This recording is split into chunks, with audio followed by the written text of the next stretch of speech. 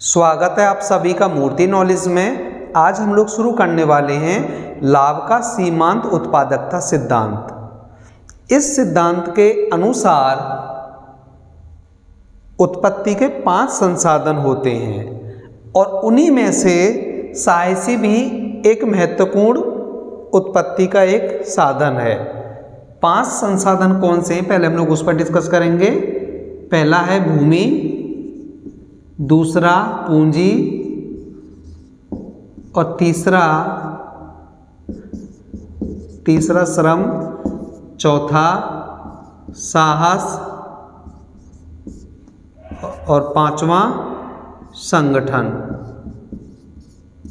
यानी जोखिम को जो वहन करता है वही साहसी कहलाता है और साहसी को जो पुरस्कार मिलता है जोखिम को सहन करने के बदले वह लाभ कहलाता है। और जो साहसी का जो पुरस्कार है यानी लाभ, वो उसकी सीमांत उत्पादकता पर उत्पत्ति के अन्य साधनों की तरह निर्भर करता है। यानी साहसी को जो पुरस्कार, और इसका पुरस्कार क्या है, लाभ की जो प्राप्ति होती है वो उसकी सीमांत उत्पादकता के आधार पर प्राप्त होता है। यानी जिन व्यवसायों में, आप इसे इस तरीके से भी कह सकते हैं कि जिन व्यवसायों में साहसी की पूर्ति जितनी कम होगी, सीमांत उत्पादकता उसकी उतनी अधिक होगी और उसे लाभ की प्राप्ति भी उतनी अधिक मात्रा में होगी। और ठीक इसके विपरीत लाभ की प्राप्ति उसे फिर कम मात्रा में प्राप्त होगी। मान लीजिए कि कोई बड़ा उद्योग है और उसमें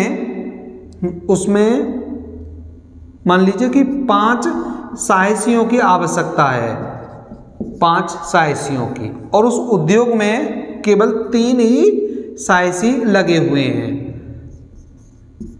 3 साहसी। तो क्या होगा यहाँ पर कि एक तो इस उद्योग में लगे हुए जो 3 साहसी हैं उनकी सीमांत उत्पादकता अधिक होगी।